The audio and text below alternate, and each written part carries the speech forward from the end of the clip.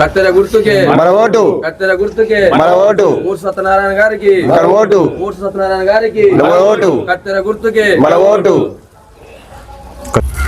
ప్రస్తుతం మనం నల్గొండ జిల్లా గుడిపల్లి మండలం సింగరాజపల్లి గ్రామ పంచాయతీ పరిధిలో ఉన్నాము. ఇక్కడ స్వతంత్ర అభ్యర్థిగా సర్పంచ్ బరిలో ఉన్నటువంటి ఓర్ సత్యనారాయణ గారు మనతో పాటు ఉన్నారు. మరి ఆయన సర్పంచ్ అభ్యర్థిగా నామినేషన్ వేసి ఆయన ప్రచార శైలి ఏ విధంగా ఉందో తెలుసుకుందాం. గ్రామానికి ఎలాంటి సేవలు అందిద్దామని, మరి ప్రజలకు ఏం హామీ ఇచ్చి ఆయన ప్రచార శైలి కొనసాగుతుందో ఆయన మాట్లాడుతూ. నమస్కారం సార్, మీరు ఈ సర్పంచ్ అభ్యర్థిగా బరిలో ఉన్నారు ఈ సింగరాజపల్లి గ్రామ పంచాయతీ పరిధిలో. మీ గ్రామ ప్రజలకు మీరు ఏ హామీలు ఇస్తున్నారు? ప్రజాస్పందన ఏ విధంగా ఉందంటారు? సార్ మాకు డేనిస్ కాలువలు లేవు సార్, మరి సీసీ రోడ్లు లేదు, మశాన వాటిక ఒకటి లేదు సార్.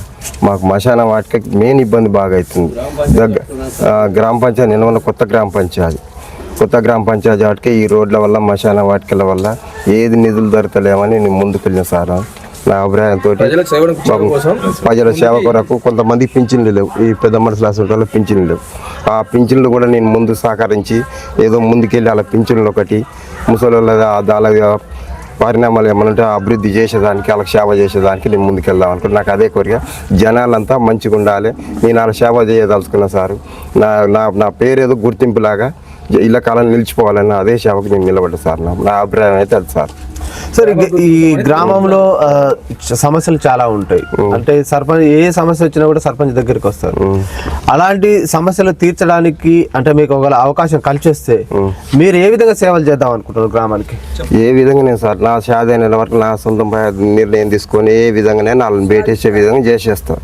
ఏ విధంగా నేను బయటేసగలుగుతాను సార్. నేను వాళ్ళ సేవ అంగీకరించి సేవ చేసేస్తాను. ఈ గ్రామ స్థాయిలో విద్య వైద్యాన్ని ఏ విధంగా బలపతం చేసే అవకాశం ఉందంటారు?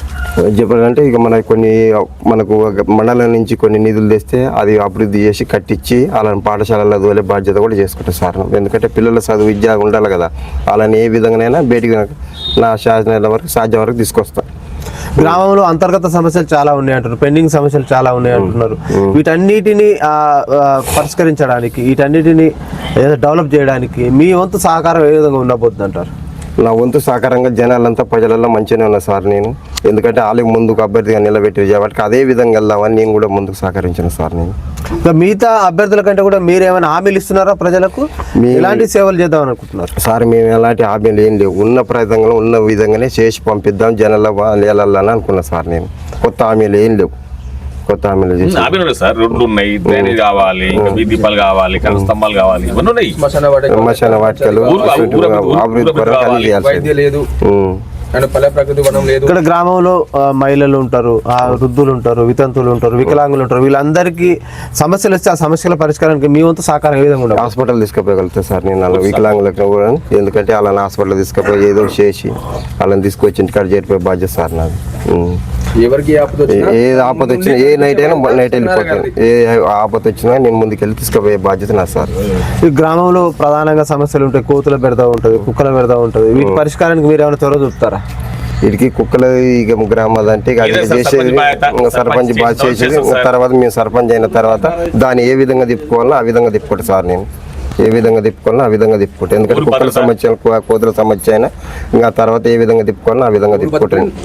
నా బాధ్యత. ఊరు నన్ను గెలిపించిన నా ప్రజలు నన్ను నమ్మిన వారు నన్ను గెలిపిస్తే ఆ సేవ చేస్తాను. ఇక్కడ గ్రామంలో వనరుల సంరక్షణ కావచ్చు, పచ్చదనం పరిశుభ్రత పెంపొందించడానికి మీరు ఈ ప్రణాళిక ఏమైనా ఉందంటారా?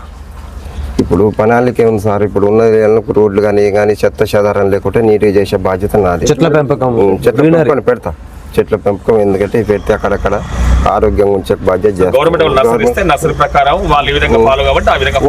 వనరులు గ్రామ స్థాయిలో ఉన్న వనరులు ఎలాంటి సంరక్షణ చేసే అవకాశం ఉంది సార్? ఇప్పుడు ఏదే కానీ చెట్లు గవర్నమెంట్ సహకరిస్తే నేను అవి కూడా చెట్లు పెంచుతా, చెట్లు నీళ్ళు పోసి సాధన చేసే కెపాసిటీ సార్. గ్రామ స్థాయిలో యువత కూడా చదువుకున్న యువకులకు ఉపాధి అవకాశాలు కల్పించాలంటున్నారు. దాంతోపాటు ఇక్కడ లైబ్రరీ సౌకర్యం కూడా ఏర్పాటు చేయాలని యువకులు చదువుకోవడానికి. వాళ్ళకు మీ సహకారం ఏ విధంగా ఉండబోతుంది యువతి యువకులకు, విద్యార్థులకు? లైబ్రరీ మన గుడిపల్లి ఉంది సార్. మాకు దగ్గర 1/2 కిలోమీటర్ దూరాను. అక్కడ పోయి మా విద్యార్థులు మొత్తం అక్కడనే చదువుకుంటారు సార్. ఎందుకంటే గుడిపల్లి మండలం కదా మాది. అది కూడా చూసుకుంటాం సార్. మేము ఇక్కడ క్రీడా మైదానంతో పాటు ఓపెన్ జిమ్ ఏర్పాటు చేసే అవకాశం ఉందా? లేదండి, ఇప్పుడైతే లేదు సార్. లేదు ఇక మీరు విద్యార్థులు కావచ్చు, యువకులు కావచ్చు, ఈ మత్తు పదార్థాలకు బానిసపై వాళ్ళ జీవితాలు చిన్న భిన్నం చేసుకుంటున్నారు. మీరు ఒక పెద్దగా గ్రామానికి సేవ చేయాలనే దృక్పథం ముందుకు వచ్చారు, సర్పంచ్గా నామినేషన్ వేసారు. మీకు అవకాశం కలిగిస్తే యువకుల్లో మత్తు పదార్థాలు రూపుమాపడానికి, దాంతోపాటు ఈ బెల్ట్ షాపుల నియంత్రణకు మీ కృషి ఎలా ఉండబోతుంది? సార్ మాకు అనేది మా మధ్య పదార్థాలు ఏం లేవు సార్. మా వంతు సాయం చేసేస్తాం సార్. ఊరు మంచిగా ఉండాలి. అదే కానీ మత్తు పదార్థాలు ఏది లేదు సార్ మాకు. అసలు ఎందుకంటే పిల్లలు విద్యార్థులు అవన్నీ నేర్చుకోవాలి, మంచిగా ఉండాలి.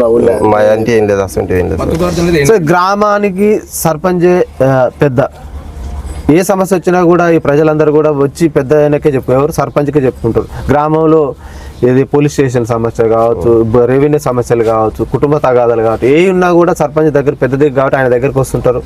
పార్టీలకు అతీతంగా, ఏదైతే బంధుప్రీతికి అతీతంగా వాళ్ళకు ఎలాంటి సేవలు అందిస్తారు, ఆ సమస్య పరిష్కారానికి మండల స్థాయి దాకా పోలీస్ స్టేషన్ పోకుండా ఉండడానికి మీరు గ్రామ స్థాయిలో ఏ విధంగా నిర్ణయం తీసుకొని ఆ ప్రజలకు మీరు చేదోడు వాదుగా నిలుస్తారు?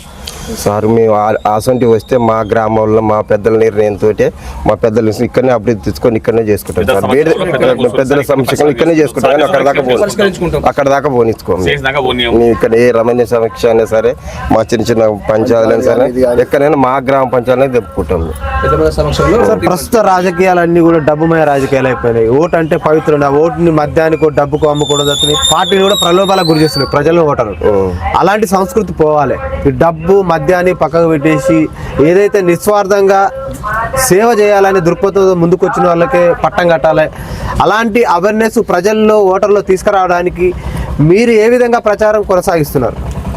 మేము కొనసాగించాలంటే ఇది ఇప్పుడు పల్లెల గురించి మనం నీట్గా ఉండాలి, మనం అందరు ప్రజలందరూ కలిసిపోవాలన్న తోటి ప్రజలను మనం ముందుకెళ్ళాలని వాళ్ళకి కొద్దిగా ఏదో మనం గ్రామాన్ని అభివృద్ధి మంచిగా అదే విధంగా నేను ముందుకెళ్ళాను సార్. డబ్బు మద్యం ప్రభావాన్ని ఎట్లా మీరు రూపుమాపరు?